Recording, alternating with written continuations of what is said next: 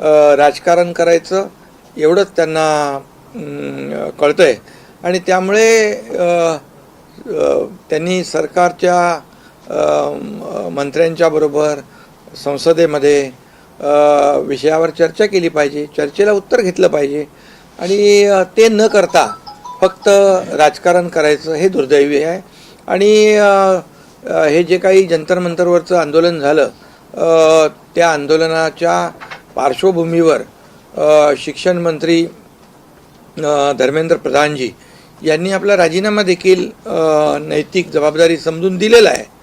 आता ज्यांचं आंदोलन होतं ते तर आपापल्या कामामध्ये आपापल्या शिक्षणामध्ये जे जे काही त्यांना ते आपले व्यस्त झालेत, परंतु आणखी यांचा जे काही राजकारण आहे त्यांच्या आडून जे राजकारण करत होते जंतर मंतरच्या ठिकाणी आंदोलन सुरू असताना त्यांच्या मागून राजकारण त्यांच्या आडून राजकारण करणं हे करत असताना आत्ता त्यांचं आंदोलन संपलं आहे परंतु यांचं काय संपत नाही आणि त्यामुळे आता राजीनामा धर्मेंद्र प्रधानजींचा पहिला मागितला तो दिला आणि मोदीजींनी देखील कठोर ॲक्शन घेतल्या.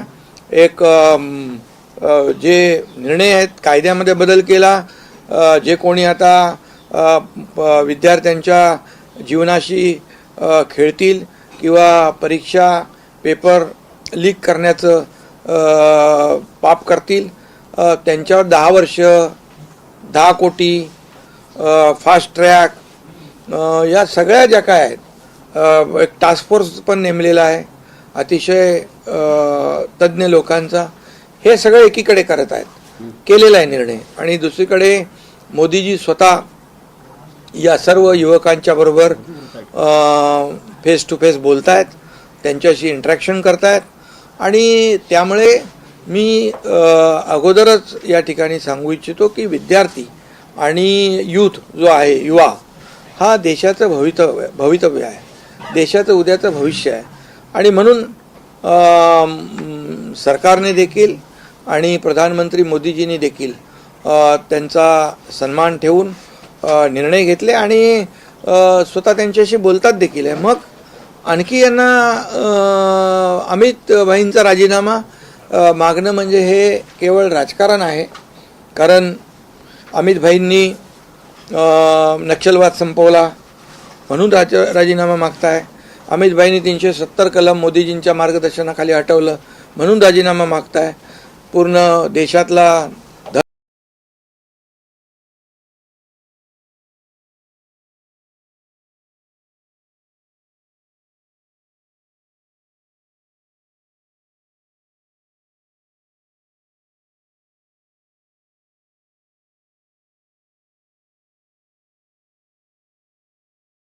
अगदी तो मंत्र समृद्धी आणि प्रत्येक सर्वसामान्य कुटुंबापर्यंत सहकाराचं जाळं पसरवण्याचं काम त्यांनी केलं आणि खऱ्या अर्थाने दहशतवाद संपवण्याचं काम ते करतायत आणि म्हणून त्यांचा राजीनामा मागताय.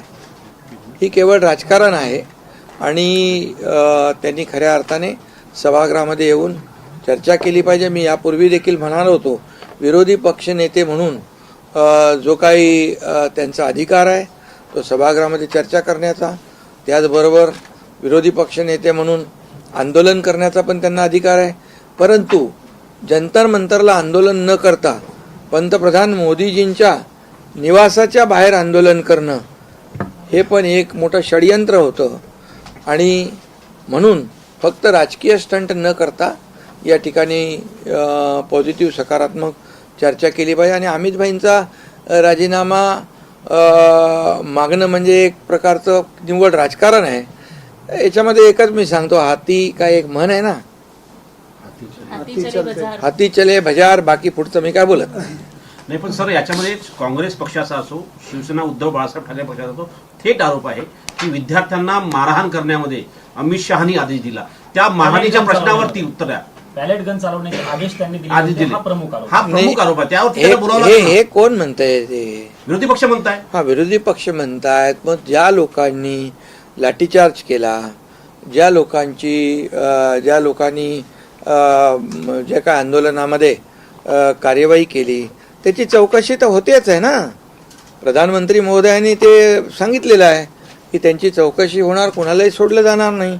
त्यामुळे प्रधानमंत्री महोदयांनी सांगितल्यानंतर हे राजीनामा मागण्याचं जे काही नाटक आहे हे राजकारण आहे. त्यांचा हाही आरोप आहे की जेव्हापासून ही घटना घडली 20 तारखेनंतर अमित शहा संसदेमध्ये आले नाही. जेव्हा संसद बंद होते तेव्हा अमित शहा येतात आणि लपून छपून काम करतात. अमित शहा येतील, अमित शहा बोलतील तेव्हा हे पळून जातील. अमित शहानी जे केलेलं आहे त्यांचं एक वाक्य पण संसदेतलं मला आठवत आहे की हम खून देंगे लेकिन हमारे देश के जमीन का इंच तुकडा नहीं देंगे. कुठल्या तरी याच्यात तुमच्या सभागृहामध्ये बोललेत ना, भाषण केलेलं आहे नक्षलवादाच्या वर, 370 वर आणि या देशातल्या दहशतवादावर. त्यामुळे त्यांनी देशभक्ती काय ही दुसऱ्यांनी त्यांना शिकवण्याची आवश्यकता नाहीये. आज तुमच्या दौऱ्याच्या पार्श्वभूमीवर अरविंद सावंत म्हणतात की सुप्रीम कोर्टात 2 दिवस सुनावणी झाली आणि त्यामुळे त्यांनी दिल्ली दौरा केला. काका मला वाचवा असं म्हणण्यासाठी त्यांनी खरं म्हणजे त्यांचा न्यायालयावर विश्वास आहे की नाही तो एकदा त्यांनी ठरवलं पाहिजे. यापूर्वी देखील जेव्हा सुनावण्या होत होत्या तेव्हा देखील पेढे वाटत होते ते. हे सरकार घटनाबाह्य आहे, घटना आहे. परंतु आम्ही सरकार जे स्थापन केलं होतं ते पूर्ण संविधानाचा आदर आणि सगळं नियम पाळून, कायदे पाळून सरकार आम्ही स्थापन केलं होतं. आणि हे चंद्रचूड साहेबांच्या जजमेंटमध्ये देखील हे स्पष्टपणे त्यांनी केलेलं आहे की हे सरकार बेकायदेशीर नाही, घटनाबाह्य नाही. त्यामुळे जी कॅसेट ते अगोदर वाजवत होते तीच पुन्हा परत वाजवत आहेत.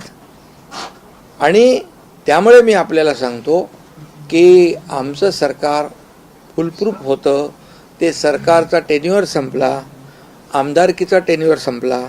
आता आमदारांचं डिस्क्वालिफिकेशन मागतायत.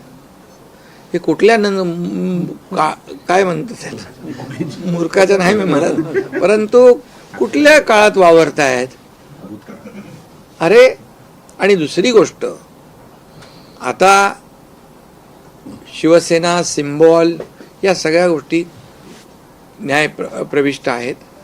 आणि ज्यावेळेस चंद्रचूड साहेबांनी निकाल दिल्यानंतर हेच लोक म्हणाले होते आम्ही आता जनतेच्या न्यायालयात जाऊ आणि आम्हाला जनता न्याय देईल. काय परिस्थिती आहे त्यांची? शिवसेनेचे 60 आमदार निवडून आलेत. जनतेने पूर्णपणे आम्हाला आशीर्वाद दिला, जनतेने पाठिंबा दिला. आणि जे आरोप करत होते त्यांचे किती निवडून आले? विरोधी पक्ष नेता होणे इतके पण नाही आले. त्यामुळे जनतेच्या न्यायालयात देखील आम्हाला जनतेने स्वीकारलं, आशीर्वाद दिलेले आहेत. आमचा न्यायदेवतेवर विश्वास आहे. हे प्रकरण न्यायप्रविष्ट असल्यामुळे मी जास्त याच्यात खोलात जाऊ इच्छित नाही. बिलकुल, जेव्हा म्हणजे त्यांच्या बाजूने निकाल लागला तर ते चांगलं म्हणतात. निवडणूक आयोग, कोर्ट, EVM आणि त्यांच्यावर ते त्या निवडणूक आयोग असू द्या, हायकोर्ट असू द्या, सुप्रीम कोर्ट असू द्या, EVM असू द्या, मीडिया असू द्या, तुमच्यावर पण. आणि त्यामुळे ते काय ठरलेलं आहे. पण आम्ही लोकशाही मानणारे लोक आहोत. लोकशाहीचा चौथा स्तंभ तुम्ही आहात, तुम्हालाही मानतो आम्ही. तुमच्या लोकांना पण जेलमध्ये टाकलेलं आहे, तुम्हाला आठवते की नाही, त्या लोकांनी. त्यामुळे मला याच्यापेक्षा जास्त काही सांगण्याची आवश्यकता नाही. सर, आज पंतप्रधानांची सोबत जी बैठक झाली त्या बैठकीमध्ये बाहेर खूप चर्चा आहे की केंद्रीय मंत्रिमंडळाच्या विस्ताराने काही चर्चा झालेली आहे. काही चर्चा झाली का त्या विषयाने? कारण की आता तुमच्यासोबत 6 खासदार पुन्हा अतिरिक्त जोडलेले आहेत. बघा, आमची शिवसेना बाळासाहेबांची विचारधारा, आनंद दिघे साहेबांची विचारधारा घेऊन पुढे जाणारी आहे. त्यामुळे आमची युती ही वैचारिक युती आहे आणि आम्ही बार्गेनिंग करणारे लोक नाही आहोत. हे आम्हाला द्या, ते आम्हाला द्या, असं कधी आमची मागणी नसते, नसणार आहे. मोदीजी NDAचे प्रमुख आहेत, योग्य तो निर्णय घेण्याला ते सक्षम आहेत. त्यामुळे जो काही निर्णय घेतील तो देश हिताचा आणि NDAच्या हिताचा घेतील. सर, डिलिमिटेशन संदर्भात घटना दुरुस्ती होऊ शकते आणि यापूर्वी सुद्धा NDA सरकारने GSTची घटना दुरुस्ती केली होती 2/3 बहुमत नसताना. आता पण अशा स्वरूपाची घटना दुरुस्ती होऊ शकते असं वाटतंय. NDA कडे येतील 2/3 खासदार. खरं म्हणजे महिला आरक्षण हे एक महत्त्वाचं जे आरक्षण आणि विधेयक याला सगळ्यांनीच मान्यता दिली पाहिजे. कारण लाडक्या बहिणी ज्या आहेत त्यांच्याशी वाद घातला की महाराष्ट्रामध्ये 2024ला काय झालं आहे आपल्याला माहीत आहे. त्यामुळे महिला आरक्षण असेल आणि आता मतदारसंघ 24, 25 लाखाचे आहेत. त्यांचं भौगोलिक क्षेत्र तुमचं किती आहे? 27 लाखाचा तुमचा. आणि भौगोलिक क्षेत्र एवढं मोठं आहे की त्यामुळे काळानुरूप हे निर्णय घ्यावे लागतात लोकशाहीमध्ये. त्यामुळे हे याच्याकडे राजकीय हेतूने न बघता एक सर्वसामान्य मतदारसंघातल्या लोकांना न्याय देण्यासाठी हा विषय महत्त्वाचा आहे. त्याला सगळ्यांनी सहकार्य केलं पाहिजे. काल मनोज जरांगे पाटील यांनी पत्रकार परिषद घेतली. ती पत्रकार परिषद तुम्ही बघितली असेल. गंभीर आरोप त्यांच्याकडनं केले गेले. तुमच्याबद्दल ते वारंवार चांगलं बोलताना यापूर्वी बघायला मिळायचे. मात्र तुम्ही डबल गेम करता, तुमचा पक्ष डबल गेम करतोय असं म्हणत पक्षावर याच्या बाबतीत मी काल माझी प्रतिक्रिया दिलेली आहे आणि त्याचा झालेला गैरसमज तोही लवकरच दूर होईल. सर, तुमच्यासोबत 6 खासदार आले, विकासाच्या मुद्द्यावरती 6 खासदार सोबत आले होते. त्यांच्या लोकसभा मतदारसंघामध्ये आल्यानंतर काही विकास कामं सुरू झाले की नाही झाले? बिलकुल झाले. तुम्ही त्यांना खासदारांनाच विचारलं पाहिजे. आता खासदार तुमच्या सोबतच आहे म्हणून विचारलं. बिलकुल.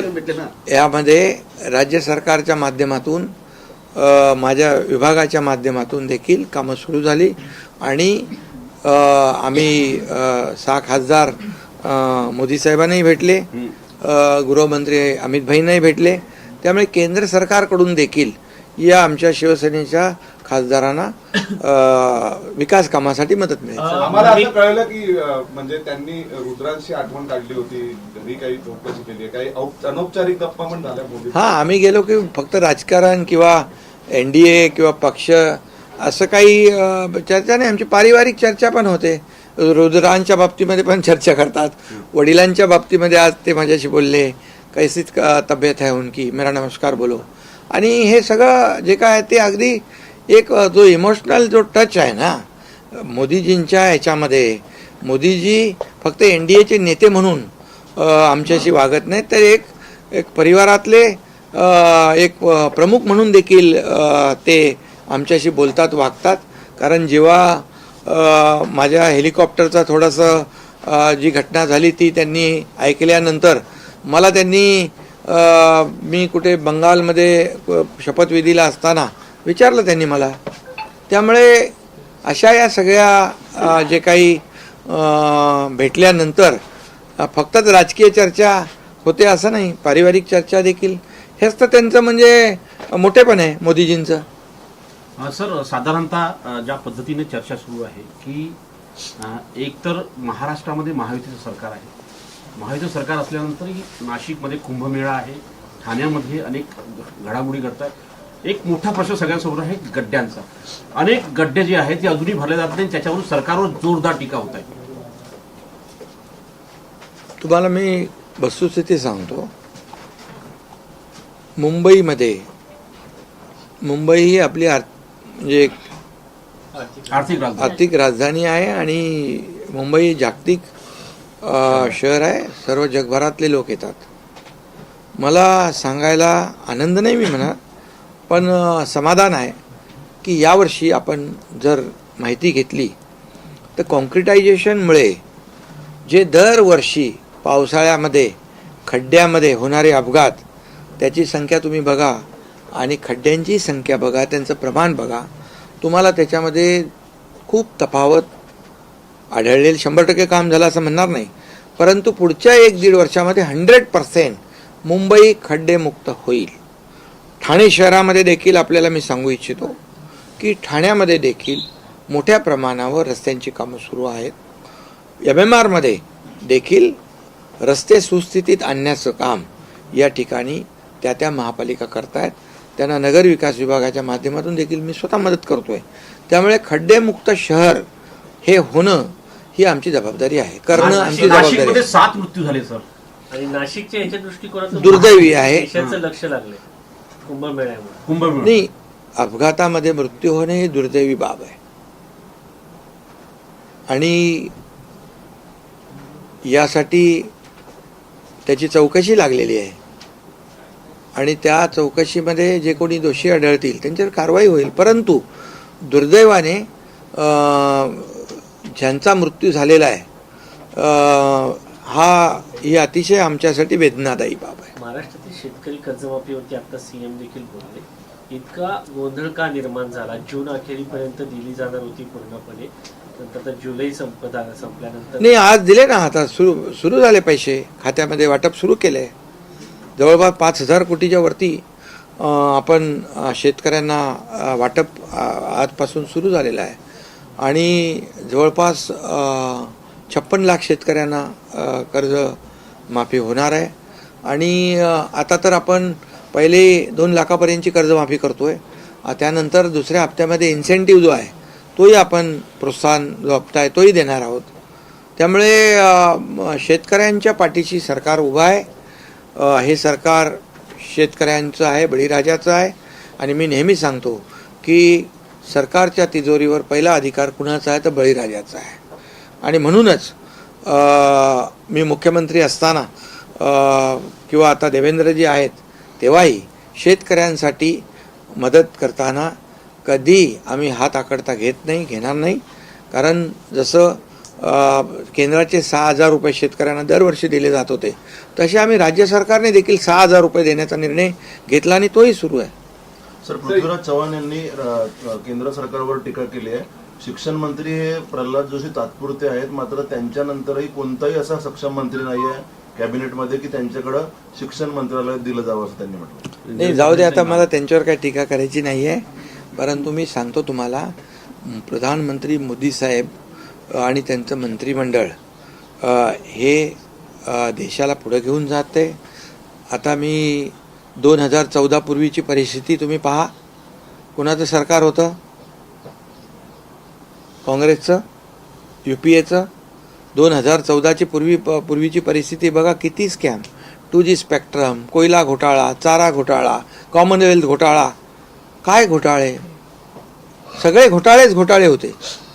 आणि कधी बॉम्ब कुठं फुटल हे माहीत नव्हतं. मुंबईमध्ये सिरियल बॉम्ब ब्लास्ट झाले. सगळीकडे अशा प्रकारची परिस्थिती होती की कधीही कुठंही काही होऊ शकत होतं. परंतु आता 2014 नंतरची परिस्थिती बघा, देश बदलतोय, देश पुढे जातोय. आणि त्यामुळे मला वाटतं एवढंच पृथ्वीबाबांना ते समजदार आहेत. सर, हिंदी में जानना चाहेंगे, अमित शाह जी का इस्तीफा मांग रहे हैं अपोजिशन, चर्चा नहीं कर रहे, अमित शाह डर के मारे भाग गए, ऐसा कहे.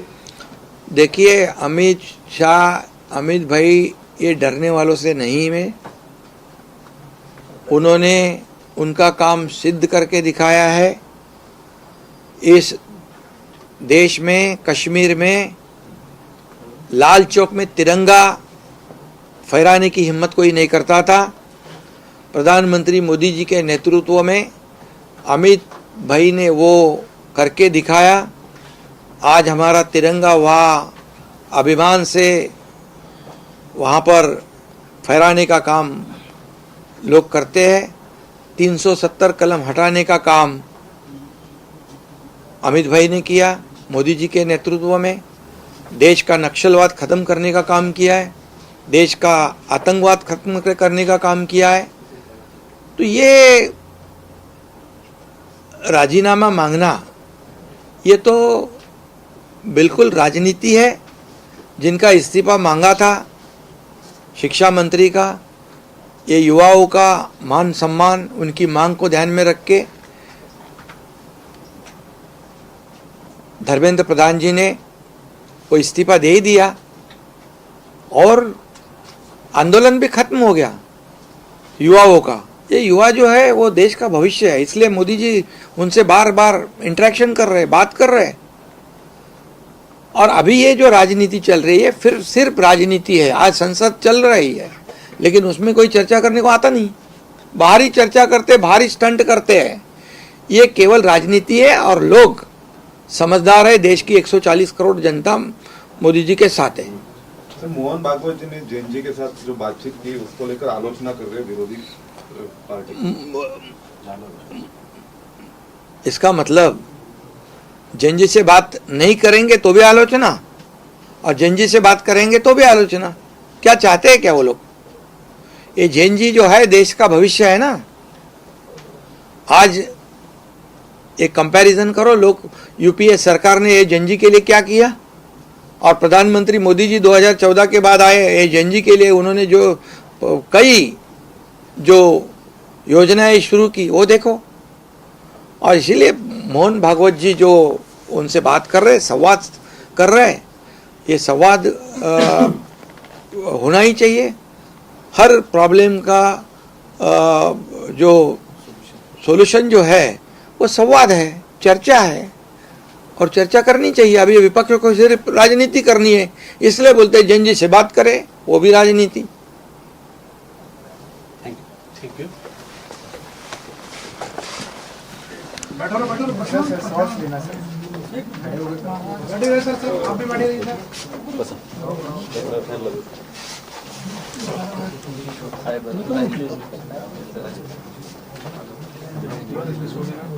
सर आइए ना आप, सर आइए ना, सर देखिए ना आपको आ जाओ, इधर ही बैठ